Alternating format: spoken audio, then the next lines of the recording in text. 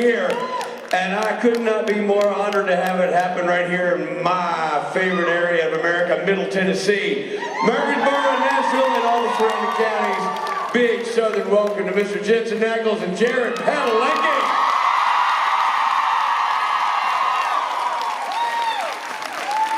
Hey, Spade, what county are we in right now? Say it again? What county are we in right now? Middle Tennessee. Murfreesboro. We're not in Davidson County. Rutherford County? Rutherford County. God bless you, Rutherford County. Okay. There's some good people in Rutherford County. God bless you. Yeah, they're all here. God bless your cotton socks. I just gotta say, that is. I'd like to start by thanking all of Rutherford County for not bringing us boiled peanuts this time around, because last year I almost friggin' threw up. Wait, first of all, I would like to chastise Rutherford County for not bringing boiled peanuts this time around. And secondly, that's more of a Georgia treat. Yeah, let me tell you something. Boiled peanuts are the Lord's snack, and they come from Georgia. I'm going to disagree with you forever on that, but I will say that I have not received any hot chicken. People are leaving now. And you guys can blame that man. Yeah, you can't blame for that. Somewhere deep in the bowels of my phone is a video of Jensen Ackles trying his first boiled peanut. I have that on video. I don't know why I never released it. Prove it. But it's not a man falling in love. I can tell you that right now. It was you went on a journey that you were not prepared for. I can picture it. You know, because it's hillbilly edamame. You got to lean in, right? I personally love it, but I remember that video, you're like, it's not right, I don't like it. And it was also from a can, so it was saltier than country ham. No, it was basically like a food challenge. Yeah. There are only challenges because they're difficult. Okay, but I'm just going to say this, and then I'm going to leave you guys to do your thing. But real boiled peanuts from the real cauldrons of the people making them in places where they make them, not the canned stuff, way better. So I think next year, right here when we return to Middle Tennessee in October, we will do another boiled peanut challenge. Done. And what we'll do, so I don't have to worry about filming it, is we'll just do it right here on stage, and we'll get a real-time reaction. All right, that's happening next year, everybody. Enjoy, boys. Thank you, Spade. Thank you, fellas. Thank you, Rob. Thanks, guys. Howdy, y'all. How we doing, Tennessee?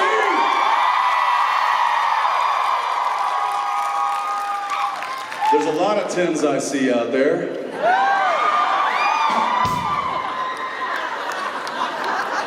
Wow. Wow. W-O-W. Oh, wow.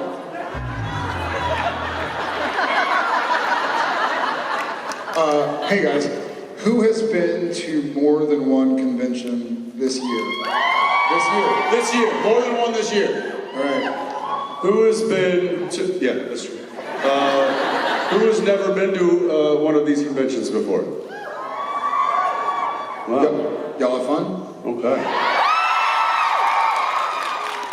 Good. We're stoked about. Who has been to more than one convention in their life? Okay, so those of you that raised your hand a second ago, returning customers, welcome. Well, good to see y'all, old and new. And let's not keep people standing and waiting. It's December. Howdy. Hi. Sorry, I didn't expect to be picked. Okay, next question. I just want to say thank you for being here, and I have kind of an unserious question for both of you. An unserious question? Yes. Okay. Is it just like perpetual winter when you hunt because you wear so many layers? And I'm sweating right now just wearing one. Well, great question. And seriously, to an unserious question, A, we have to have some pockets to put all of our weapons in. B, we were shooting in Vancouver, so it's pretty friggin' cold. So I think that's how and why we started wearing multi-layer. I think it also just kind of became easier to have that as our uniform. the hunter uniform. Flannels. And yeah, flannel, jacket, t-shirt, layers. But Jared, he's right. There was also a need to carry items on our person instead of looking like soldiers with like a utility vest and like all this. It's like we had to still kind of like look like normal people. So that was kind of the fix for that. Yeah, that would kind of be a dead giveaway to like a ghost if you have like, Tactical vests a on. holster with Morton salt or whatever on your hip. They'd be like, wait a second, I don't think you're real FBI. So yeah, it was more.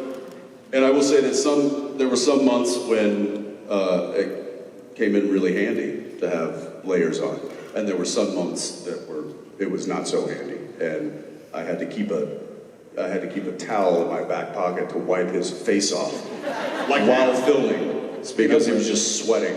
I'm gonna turn this fan Just on. flop sweat. Oh yeah, that's hitting me, and I'm not in a Beyonce video right now, so you can right now. I'm gonna do a L'Oreal commercial.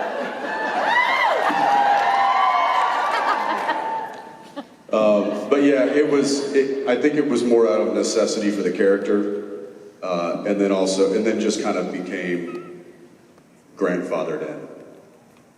Thank you for your question and welcome. Have an awesome holiday. Thank you. Thank you. Hi.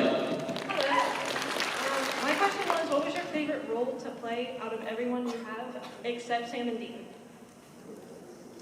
I liked Gadriel. That wasn't really Sam. No, not on Supernatural. I liked Cordell. He was a lot of fun. That was a lot of fun to be on both sides of the camera. Do you mean outside of Supernatural? Yes. Okay.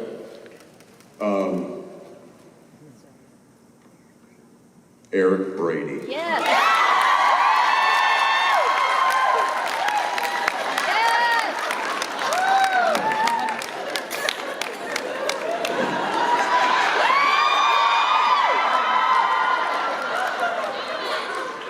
No, every job that he and I have had, and they all kind of represent a marker in our career. They all have, maybe not all, but most have a lot of meaning and behind what we were doing at that time in our lives. I catalog my life after high school by where I was, what job I was doing. And so each role I've played has been a building block in not only my career, but also in my skill set as an actor. I will say, and I was kind of half joking when I say Eric Brady, but I did learn the most, I think, in a concentrated amount of time doing that role because I was so green and I had not I had not studied drama and I had not had acting lessons and I had not done it. So I was just learning on the job site, basically. And I learned so much that to this day still heavily influences what I do and how I work. Yeah. But as I got older and outside of Supernatural, I'm doing some fun things right now. I enjoyed Russell Shaw.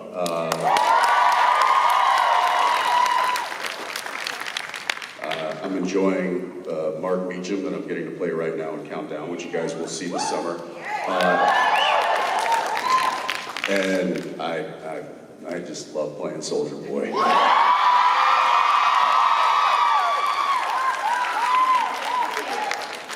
What's that? That Soldier Boy and Eric Brady, those are two I've yet to see you play. I haven't seen any of them. Okay, whoa. Easy. Then let's put the question back to you. What are your favorite roles we've played outside of Sam and Dean? All right. Okay, so Dean Forrester is a good one. The real Dean. Baby Dean?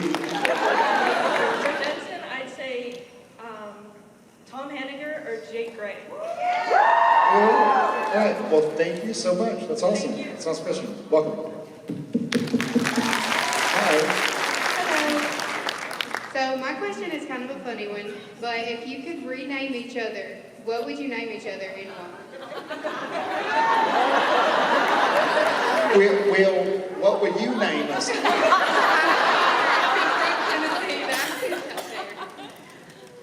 I will say this. I have him saved in my phone as Jack. Because Jay from Jensen and ACK from Ackles. So I go with Jack. Anytime I see a text from Jack, I'm like, oh great, he's texting me again. And I ignore it. Yeah, I have him as Jack. I had him as J-Rod. Because Jared's too,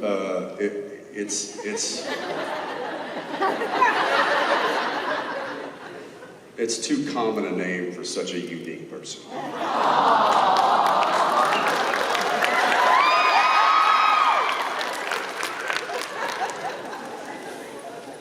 But I will say that the profile picture that I have of him is him at the Vancouver Canucks, where the Vancouver Canucks play, GM Place, yeah. We're backstage. We're like in the underbelly, and there's a hockey net there because it was the off season. And Jared's. He wasn't actually peeing. But I was acting. But he was acting. So that's my profile pic of him, which I love. I want to see if it froze. I don't know that I would. I don't know that I have an alternate name for him other than variations of his actual name. JP, J-Rod, J. And that's Sexy, yeah. luscious locks. Tall drink of water. Giraffe. Giraffe. Yeah. Sometimes I call him Brontosaurus. That's amazing. Thank you so much. Thank you. Happy December.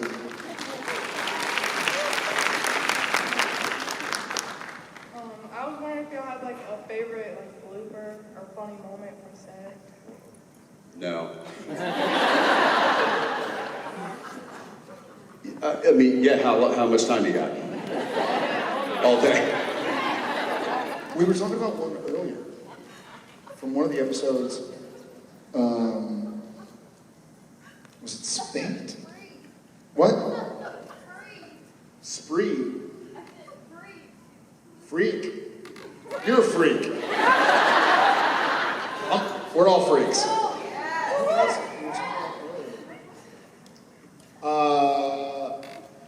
I think there's one that comes to mind for me, and funny enough, probably because it was the Gabriel Ezekiel stuff, and there was one line that Sam and Dean are in the Mentaliter's bunker and the crow's nest, and yeah, I hear that.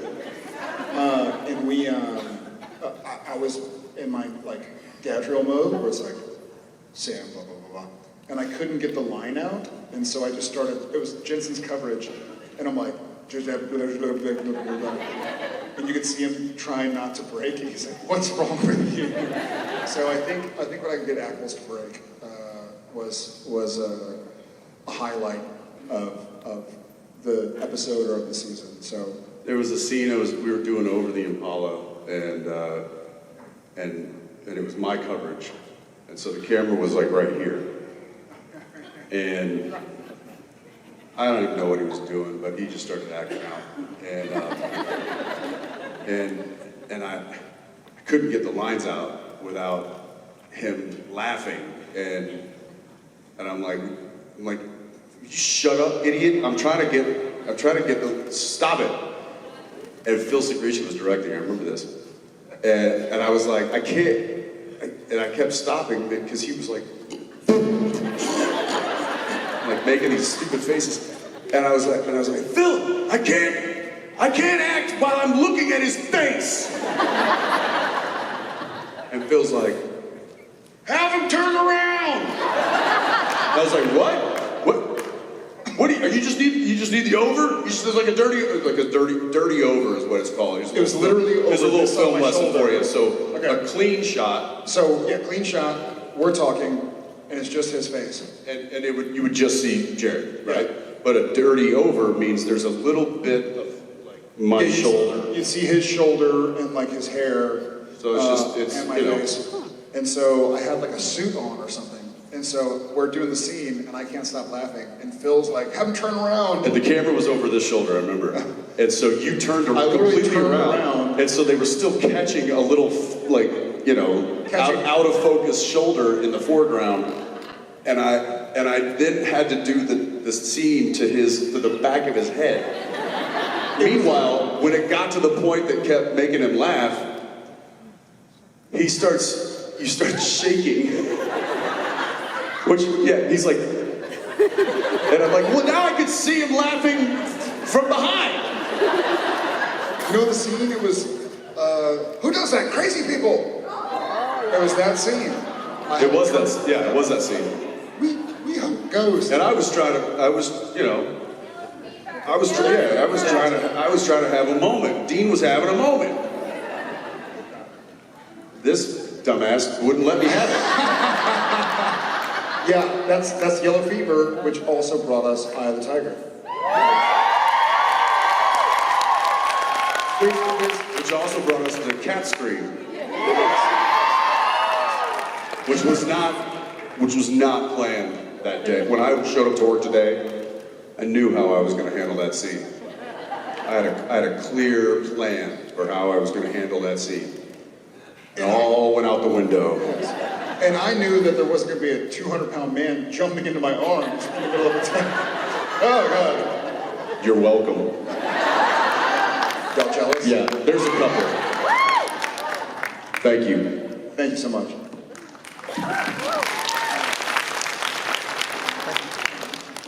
I'm Madison. I had a question. So what job? Thank God.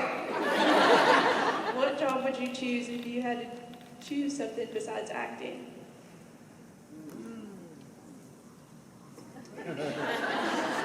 Teddy bear doctor.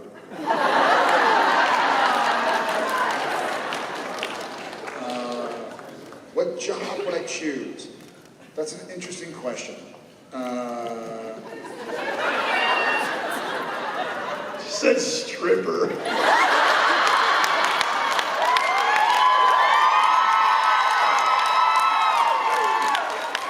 I mean, I already do that. I have a Yes. show tonight at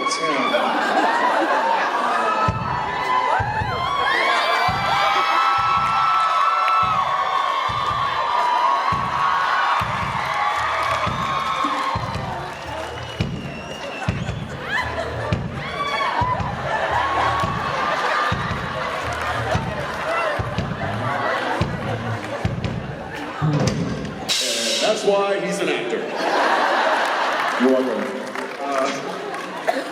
Yeah, stripper, possibly. Dancer. Clothes optional dancer. No, I think it'd be great to be a teacher. I think I'd love to be a teacher.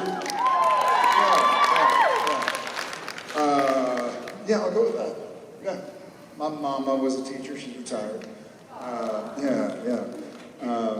I love discussion and I love learning from everybody I get enough of a chance to talk to. So I think I'd probably go with that.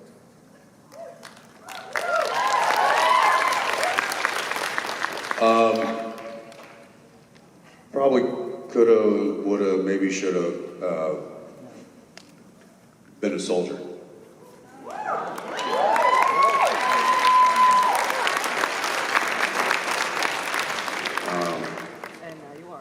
I don't know why, but I feel like I might possess some of the skill set required for that job. Okay. What do you do? I am a pre-K assistant, so I'm pretty much like a teacher for 4-year-olds. All right. Well, I would like to be your pre-K boss. I'll tell you what to do. Kidding. Awesome. Thank you. Pre-K. That's difficult. Thank you. Bravo.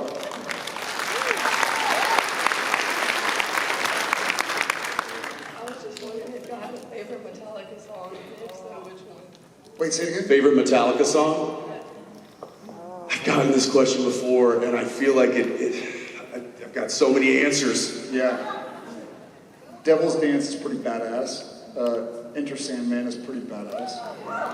Unforgiven, Master of Puppets. What's that? Master of Puppets is pretty legit.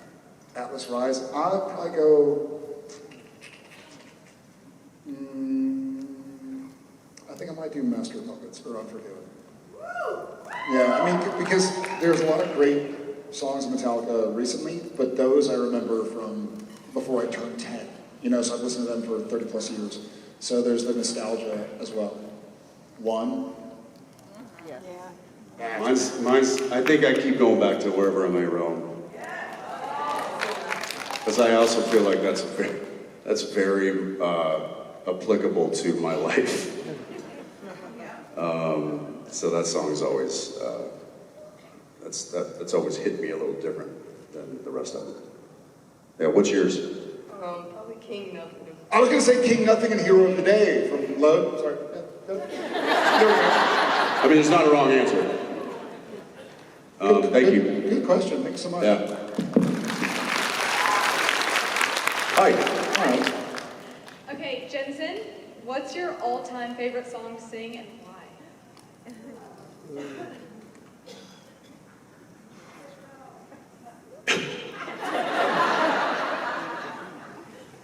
Oh, gosh. All-time favorite song to sing? Sing it. I know the answer. It's All I Want for Christmas by Mariah Carey. He wouldn't shut up.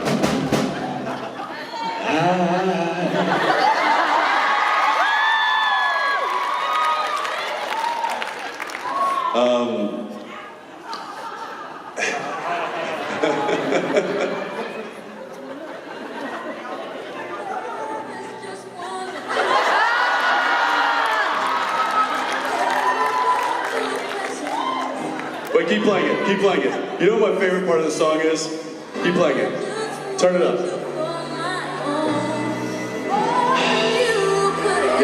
Yeah.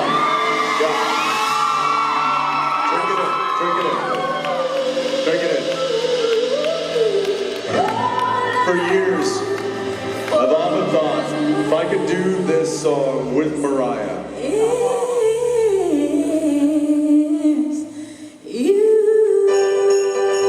I would be one of these guys. Coming up. Wait for it. Keep going. Here it is.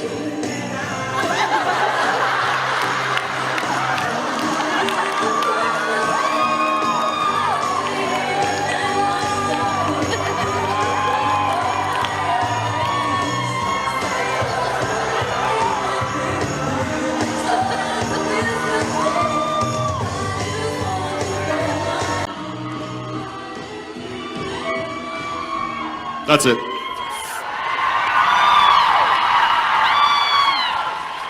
I can't not do that when I hear that song. That was fabulous. Thank you so much. I'm so sorry. No! 10 out of 10. It was the best unanswered question you'll ever get. Of all time. Thank you. Yeah, I will say this. I do know that one of my favorite songs Yeah. to sing is a song that I sang last night, which is Whipping Post. And and there's a reason, because it's not just me up there enjoying performing that song. I legitimately feel like the vibration from this band playing that tune in a way that is just so enjoyable. So I love watching them play it and being a part of that process. So that's certainly one of them. I could list a few others, but thanks for making me look like an idiot for the next 24 hours on Twitter. Thank you. Hi. So what's something Sam and Dean would like but would never openly admit to liking? I think you just saw it. I think whatever just happened right around here. I'm strongly regretting that right now. This is what a man in regret looks like. Don't worry. People don't have like cameras portable these days. I'm gonna go into it. Hey, when one of y'all makes that into a GIF or a GIF or a meme, will you send it to me? Would you say it's already posted?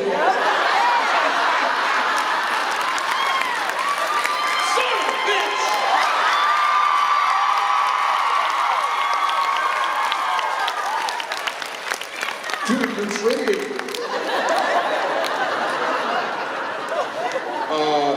I think Sam probably likes junk food more than he would admit in front of Dean. Yeah, I know I do.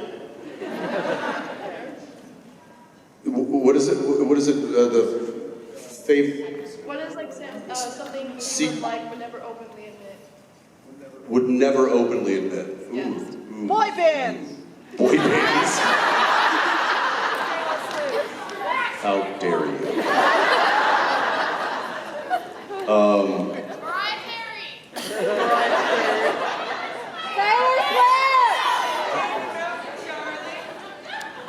The holiday season. Now we're all sad. No, he secretly enjoys it. Why is that sad? Don't worry about it. What? Maybe because of how they were raised, basically. Yeah, life was not a holiday with these guys. And so maybe, like, I think he, you know, there was an episode,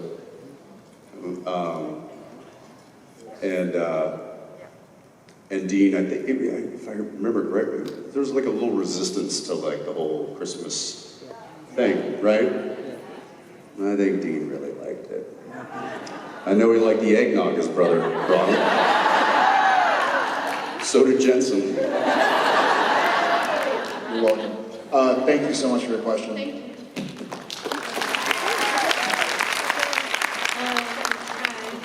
Hi. My name is Antonia.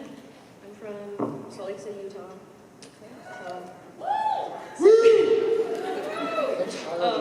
Thank you, Marie.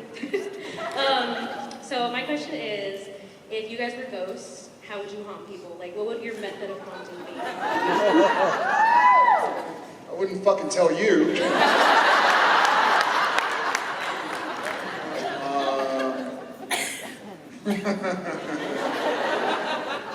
I think I'd be a funny ghost. Like, no one would know my jokes because I was a ghost. But, I think I would like if there was a married couple or something, and they would bicker about, like, leaving the toothpaste cap off the toothpaste, and then the other person put it back on, I would just unscrew it and, like, put it back off, and run into the corner and, like, watch. Lift up the toilet seat cover. I feel like these are things you do in life, Jared. I would like leave fingernail clippings. See? Yeah. That's what Now I I know these are things you do in life, Jared. Would you leave your chewed gum on someone's counter? Is that something you would do? I would do that for you. You sick piece of... This man, some of you've heard this man would walk into my trailer. Man! Opens the door. He's like, hey, you wanna run that scene? You wanna do some dialogue? I'm like, yeah, let's do it. He's like, cool. On my counter. And then, I'd just be like,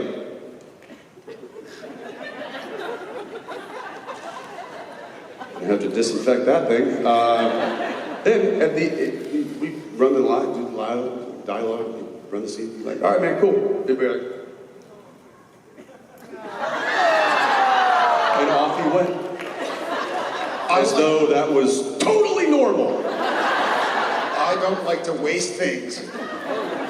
Mr. Ackles. By the way, just little behind the scenes stuff. Jensen and I always had our trailers right next to each other, wherever we were. And, you know, and we would have those, like, hey, we have a big scene coming up, let's run through it. And so, knock on the door, or he'd come knock on my door, whatever, and like, hey, did you get the new script? Do you have notes? What do you think about the scene? Yada yada, what's going on? Let's watch some sports or something. And every single time for 15 years, I'd knock on his door, you know. It was never like, open the door like, oh, hey, how are you? It'd be like, that meant come in. I would just like listen for some noise or outburst. Hey, want to run scenes? Yeah, sure, come on in. I don't think we ever properly said like, I'm coming. Come in. You're welcome to open the door. No. It was a knock on the door, you just went like, ah! Just letting them know that I was alive and he was free to enter. Yeah, it was like an acknowledgement more than an invitation. Anyways, thank you so much. Nice to talk to you. Did we answer the question? What was the question? I didn't even remember the question now. You didn't answer it. I didn't answer it. That's what I thought. See? I knew it. What was it? It was if you were a ghost, how If I was a ghost, oh no, I would go completely opposite. You know those, have you seen those videos? You see the videos of like the doll like standing up in the middle of the living room? All day, baby, all day. That's me. That's like on, like right in front of your face, the doll head just turns and looks directly at you. That's me. That's really Annabelle. What's that? That's really Annabelle. So, straight Annabelle. Yeah. That's it. He'd be that, and he'd be like Dobby. Like, I'd put my gum down and start rehearsing with Jensen, and then I'd go to get my gum. It would be gone, like, in the garbage. Like, what the hell? I didn't throw my gum away. So, he'd be cleaning shit and turning doll heads. Yeah, but what you wouldn't see, because I'd be a ghost, is this.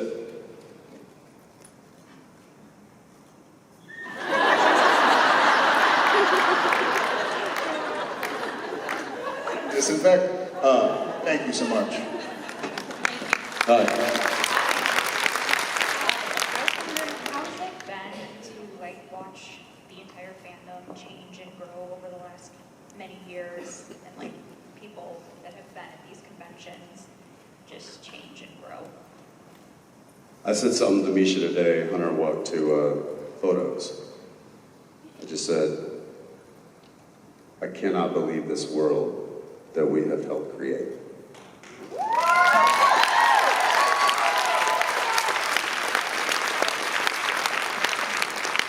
And I mean it. If you'd have told us, either of us, any of us, that this is something we'd be sitting here doing this date 20 years later, no one would believe it. And I am astonished, but I'm humbled, and I'm mostly proud of what you guys have created with us. That's wouldn't be here if we didn't feel like that. Yeah, So same. in fact, that gives me a quick opportunity to, one, thank you guys. Thank you for still showing up and giving us an opportunity to talk about something that we love. Thank you for supporting us and for going on this journey with us and for watching the show and for investing in these characters and investing in the story. But I do want to also thank the people that put this thing on so that we are all able here to be here and talk about it. I want to thank the technical staff, creation. I want to thank everybody, the volunteers, the people that help put this show on, because it is an army of people. It is an army of unsung heroes that makes this happen. Just like a crew on a film set, we have a crew that puts these things on, that work tirelessly and fly in and lug this equipment and make sure everything's operating properly and make sure that you guys are taken care of and make sure that we're taken care of. And it is a a blessing to have all of these people do what they do. So thank you to you for coming here. Thank you to the crew of creation that helps put these things on, because it's amazing. Yeah, to add, great question, and I don't know if I have anything I can add to Jensen other than to say, A, I agree fully, and B, when he and I started this show 20 years ago, almost 20 years ago, we were kind of hoping a couple people would watch. Maybe our family would think it's cool. We'd have a friend go like, oh, that's a cool, that Wendigo, that's fucking weird looking, you know, whatever. And so to be here 4 years after, more than 4 years after Bob Singer called and cut on the bridge for the series finale, and still have people who just started watching the show in the last 4 years, and we're all talking about something we enjoy. And so to Apple's point, like kudos to creation. We wouldn't be here if it weren't for creation starting these out in 2008 in Chicago and getting to meet people. And these were the days, yes. Yeah. And this was for our first 5, 6, 7 seasons of Supernatural. There wasn't really any Twitter, or maybe it existed, but no one really knew about it. And so we kind of would go to work and go home and go to sleep. Or if we got off early, we'd go have a steak and watch the Cowboys or something. Yeah, go Cowboys. Thank one person. Thank you, one person. This is Titans country. I'm aware. But I mean, we would just go to work and hope that we could do our best work. And it was these that started letting us know, like, oh shit, people are paying attention. People are enjoying this. And so, not that we never didn't take it seriously. That was like a quadruple negative. But we always took it seriously, but seeing how much people cared about it individually made us take it even more seriously. We're like, okay, we have a job to do. You know, to echo Sam and Dean, like, we had a job to do. And I think we did it. Thank you. Hey. Hey. Hey. I'm Michaela. I'm from Austin, Texas. So I met my best friend doing these cons a few years back, so it's become really special for us. And we've learned a lot from each other, and we've learned a lot from both of y'all and your friendship. So my question is, what is something you have learned and now value about friendship because of each other? Oh, wow. What is something we've learned and value? I think it's human nature to, when we meet so many people, right? I mean, there are 1,000 people here or whatever. You meet so many people that you kind of just save them at first. You're like, okay, this is Michaela, Austin, glasses. We've met before, I know we've known each other for years. But like, okay, she, this, that, and done. Like, you can't save everything, but getting to know somebody so intimately for so long, like I spent more waking hours with Jensen from 05 to 2020 than my wife, than my kids, than my dogs, than my brother, than my sister, than my father, my mother, et cetera, et cetera. And you see people grow, and in seeing somebody grow and change, it allows you to grow and change as well. And so I've tried to keep that in mind, and I think it's just human nature to go like, oh, I met this person and they were having a bad day. You can just go like, oh, that's an asshole. Like, no, maybe they're having a bad day. You know, maybe you see them in a week and they're not having a bad day and they're the nicest person. Like, not to use judgment, but not to place judgment, if that makes any sense. And so getting to grow with a fellow adult male Texan, like we're two alpha dudes on set. We're both 6 foot plus, you know, 200 pounds, like we played sports, and to get to be alongside somebody, to trust that they have your back and know that you have their back as well, my friendship with Jensen allowed me to grow.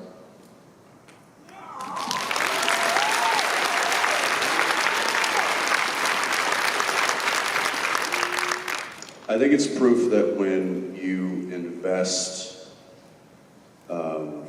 enough time and enough energy into a relationship, that you know no matter what happens, the dividends will be returned to you for the rest of your life. I don't have to talk to him every day like I used to. But every time I do talk to him, it's as though we've talked every day. And that'll last until we're old and gray. There's a reason that my kids, the only person that's not related to me that is called Uncle is this man.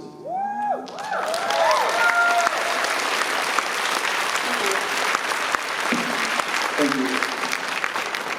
Okay, so my question is, how many takes did it take to do the pudding scene?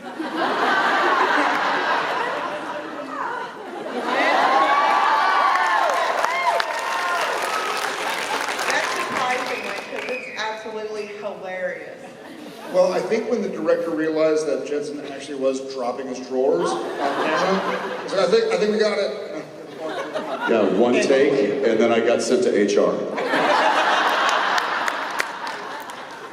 Here's something, I don't know if we've ever said this. Maybe we have. But in the script, it was Sam's line. Okay.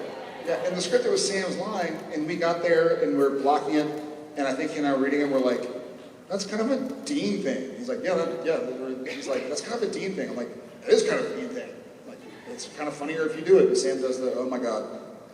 So yeah, in the script, I gotta take a picture of it, the script, because it was Sam who did it. And we were like, that's cool, but it's more of a Dean thing. And so by that point in the show, we could kind of do that and go like, that's more Sam, that's more Dean, that's more Dean, that's more Sam, whatever. Or just it makes more sense if you say this, or it makes more sense if you say this. Yeah. I think that was a one take, and I'll tell you why. There was a lot of one takes as we progressed in seasons, and it's because when you first start out, you want to do a take. You want to maybe make some adjustments, do another take, maybe make some adjustments, do a third take. You want to do a take for safety because okay, we got it, but let's just do one more in case something was wrong or there was, the focus was off or technical problem, whatever. The crew and he and I got so dialed in that after several seasons, we didn't need a safety take. And we didn't need to play around and figure out the scene.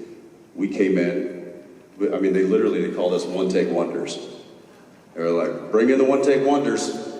And we would go in and we would do one take and they'd be like, got it, moving on. No sense in wasting time on a second take.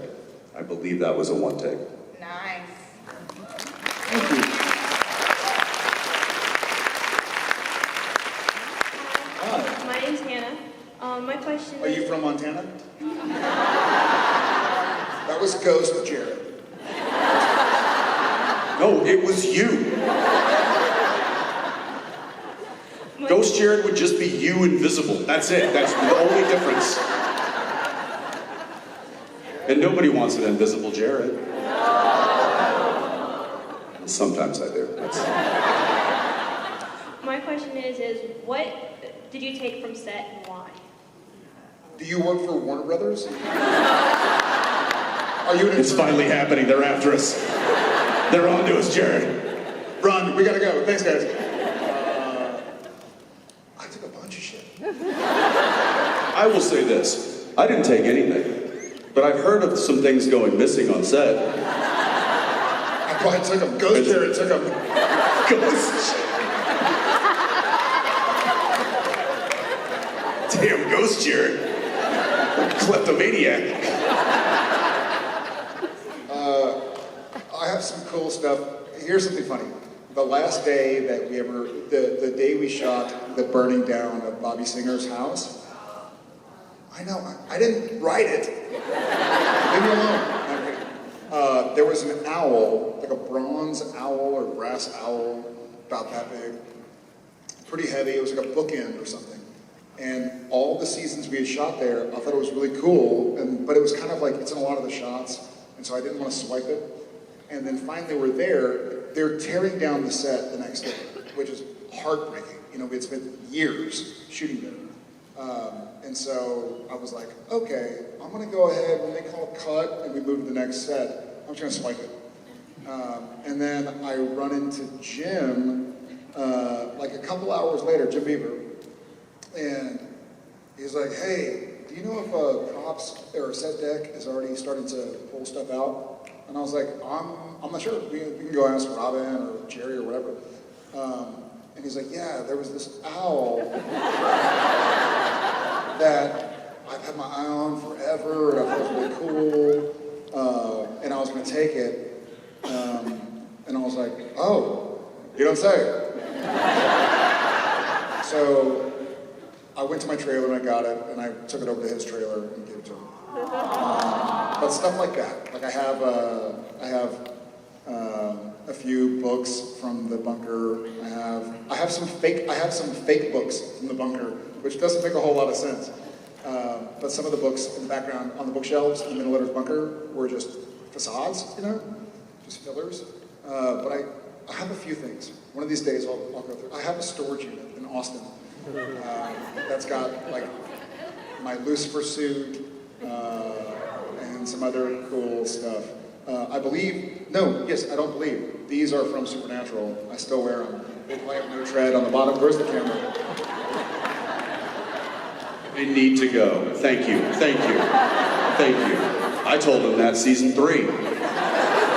Yeah. Oh, my underwear right now is from the pilot. You wear underwear? On occasion. There were a few things that, small things that went missing. I will happily admit this one thing. The table in the middle letters that had DW and SW scratched in it. Obviously I couldn't take the whole table because that was a lot, but they were destroying the set and that was going in the garbage. And I grabbed Dave Karp and I said, will you cut that section of the table out? So I've got that square of DWSW. But then there was the initials, if you remember, there were some initials added. So what they did was they actually built an insert for that one in case they needed like a flashback when it wasn't there. So they had to keep the original and then they built an insert with the other one. So I have both. I have both of those. And one of these days I'll do something with them, but I don't know yet.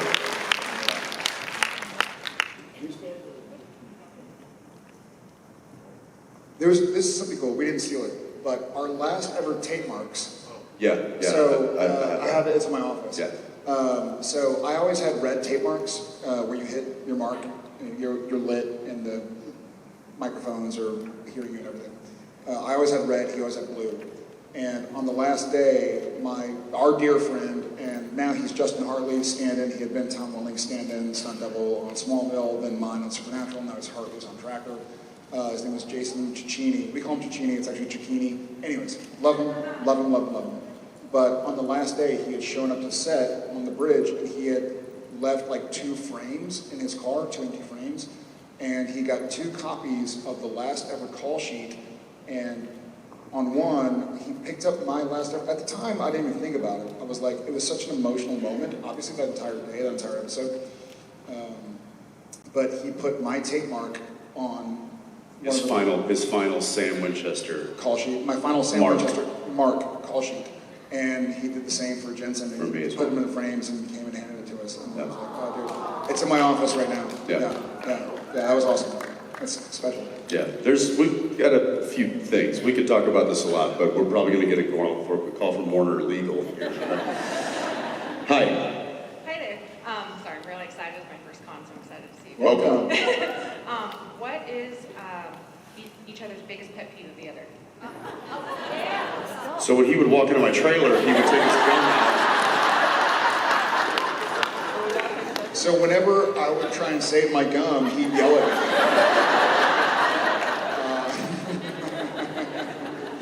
me. Biggest pet peeve? Probably the gum thing. I'm trying to think of something that's like something you do all the time. I used to run late a lot. Yeah, that wasn't like my biggest, but that would just annoy me from time to time. But then I got used to it, and then I counted on it. And then I was like, if he came early, I'd be like, what? No, I'm not ready. Now. Biggest pet peeve. Let me look at you for a minute. This shit. He's looking at me. Yeah. Yeah. Oh. I know what it is. You ready? I'm ready. When he corrects my goddamn grammar. We all hate that. It's goddamned.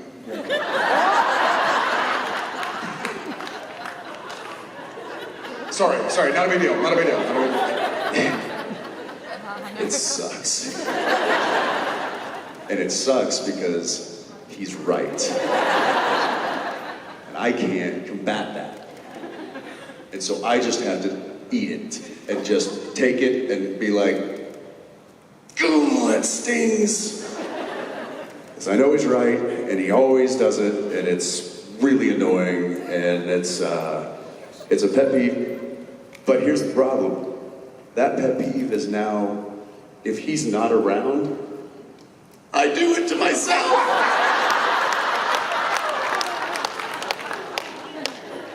So you talk to yourself.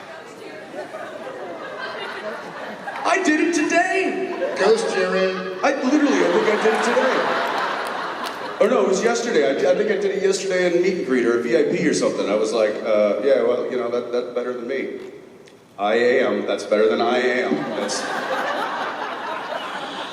That makes me so happy. Yeah, in my head, I just saw him go, I am. It's better than I am, not better than me. That makes me so happy. Yeah, it doesn't make me happy. I'm so grateful for what I just found out that I can't even name a pet peeve I have. They're all forgiven. Whatever existed before, we're all forgiven. No, I don't know. You're not really a pet peever. You don't provide pet peeves for people who would be peeved by pets. Or among pets. It's more than two. Thank you so much.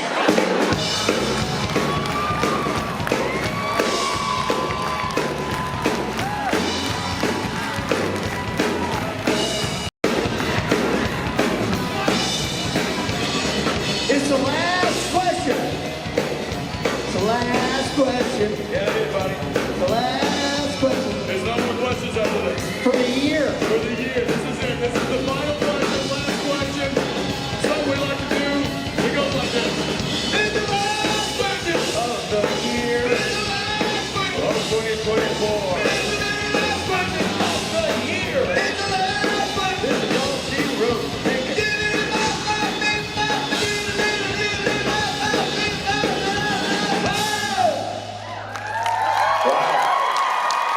All right, Nashville and Middle Tennessee adjacent people, for the last question of the last convention of 2024, please say hi to Bren. This is, by the way, this sets the tone. This is it for the calendar year. No pressure. It all comes down to this. What is your question? It's a really stupid question. Yes. Yes. So I'm a barista, and I like ask everyone what their coffee order is. What's your go-to coffee order? Ooh. Before I answer, and I will give you the truth, what is your favorite to make? I like making chais. They're really easy to make. You just steam the milk and then dump it in there. Okay, so you go for just easy. That's fine. Okay. No artwork in the foam. I get you. That's okay. I have mine. You know yours? Go. I am a non-fat latte. Oh, shut up. I mean, I'm a triple spritz of vanilla. Pass. The old triple spritz. Yeah, the old triple spritz. You're making stuff up. I am one of two. Choose one. The second one may surprise some people here because I've never ordered it, but I do order it when I'm. So, but my go-to is let's just say Starbucks, right? Everybody knows that. Everybody knows that menu. I order a grande americano with 2 pumps of white chocolate mocha sauce. Boom. No cream, no milk, no nothing. I don't even That's know it. who you are. I don't, I mean, Right? Robbie's, look how upset he is. You want me to go even further down that rabbit hole? My other drink that I sometimes throw out? El cortado. Oh, cortado, yeah. I started getting into cortados. A cortado, right? Yeah. Right? Cortado? Just a little That's bit. the best drink. Do you like making cortados? No. And that was the last question! And the last answer. The very last answer. And the last stinking answer. The last freaking answer Yeah, man, of that's the it. year. That was it. It was just, it's a pretty easy. It was just a coffee order. Coffee order. And that's it. Yeah, that was it. The last of the year. He likes cortado. Whatever the hell that is.